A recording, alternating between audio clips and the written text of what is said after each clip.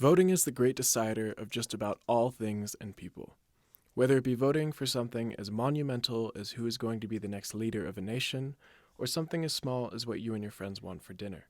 As long as there are only two choices, voting is no challenge. It's as simple as majority rules. But once there's more than two candidates in an election, things start to get hectic.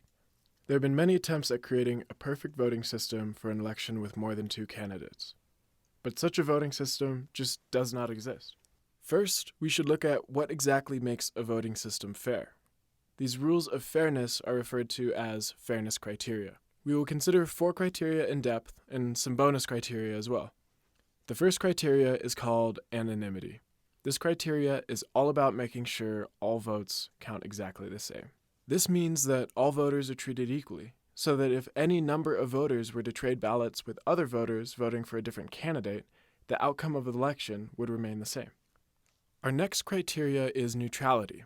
A voting system is considered neutral if all candidates in an election are treated equally. If candidate A has 3 votes and candidate B has 7 votes, and voters completely flip their preferences, A should now have 7 votes and B 3. Next is monotonicity. A system is monotone when gaining votes will not negatively impact a candidate's ranking.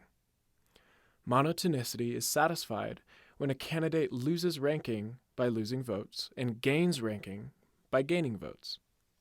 The independence of irrelevant alternatives condition says that the presence or removal of an irrelevant candidate should not affect society's ranking of another pair of candidates. For example, if society prefers A to B and B to C, and C then drops out, society should still prefer A to B. These are 4 fairness criteria. We'll look at more criteria later in the video, but for now, let's explore some applications of how these can be used to evaluate voting systems. Our first example of a seemingly perfect system is San Francisco's instant runoff voting system. In the system, everyone's first choice is counted, and if there is a candidate who receives more than 50% of all first-place votes, that candidate wins. However, if no candidate receives more than 50%, then we move on to a round of instant runoff. Instant runoff is when the lowest-ranking candidate is eliminated, and their votes get distributed to the voters' second choices. If this elimination brings a candidate's rank up to 51%, then they win. If not, instant runoff continues, and the next candidate with the lowest ranking gets eliminated, and their votes get distributed to their voters' second choices. You might be thinking to yourself, well, this all sounds great. What fairness criteria could this possibly not satisfy? Well, unfortunately, it does not satisfy III, because if we were to remove any of the irrelevant candidates, it would impact the rest of the candidates' rankings. So now we know that instant runoff satisfies 3 out of our 4 fairness criteria. It satisfies anonymity, neutrality, and monotonicity, but not III. The next voting system we'll be looking at is plurality. Plurality is a voting system that is kind of like a toned-down majority rule. In a race that has multiple candidates, it would be pretty difficult for a candidate to get a majority of first-place votes. And under majority rule, if no one has majority, then all candidates are tied for last. Luckily, we have plurality. The winner of an election under plurality is the candidate with the most first-place votes, regardless if they are above 51%. A real-world example of this is the Mexican presidential election. In Mexico, voters turn in a ballot with their first-place vote for president, and then the candidate with the most first-place votes wins. An example of this was in the 2018 Mexican presidential election when Andrés Manuel López Obrador won the plurality, and interestingly enough, also won the majority, winning 53% of all first-place votes. This simple system is pretty good, except for the fact that it does not satisfy III. As we can see on the chart, candidate A has the plurality of votes, but when candidate C drops out, candidate B has the majority of votes.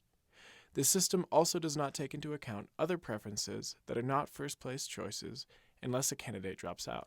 All in all, plurality satisfies 3 out of our 4 fairness criteria. It satisfies anonymity, neutrality, and monotonicity. So far, we have looked into ranked choice, also known as instant runoff, and plurality, both of which have given us a host of issues. So what if you could just vote for multiple candidates? Lo and behold, approval voting, a system in which voters are allowed to either approve or disapprove of each candidate on a ballot, with no restrictions of how many candidates a single voter can approve or disapprove of. An approval of a candidate counts as a vote towards this candidate, and the candidate who receives the most votes wins the election. At first glance, approval voting seems like a great voting system, as it is anonymous, neutral, and monotone. It also satisfies IIA and Pareto's unanimity condition. Approval voting has recently been adopted for use in Fargo, North Dakota, and St. Louis, Missouri.